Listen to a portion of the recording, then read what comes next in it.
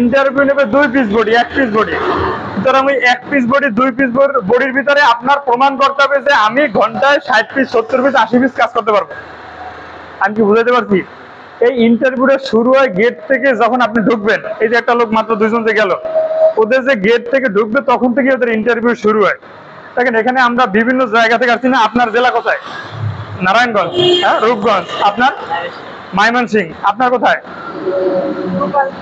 গোপালগঞ্জ। আপনার কোথায়? বরিশাল। আপনার?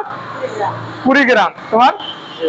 কিশোরগঞ্জ। এইখানে যে আমরা যত লোক আছি প্রত্যেকে কি এক এক জেলার না? হ্যাঁ, প্রত্যেকে কিন্তু ভিন্ন জেলার। আমরা ছিলাম গ্রামে, হুট করে একটা পরিবেশে আসছি প্রায় শহর, এবং এখানে অনেক ডিস্ট্রিক্টের মানুষ আছে। প্রত্যেকের আচার ব্যবহার কৃষ্টি কালচার এক এক ধরনের না। গ্রামে ছিলাম আমরা, অনেক মানুষের সাথে মিশি নাই, কথা কম বলছি, নীরব ছিলাম।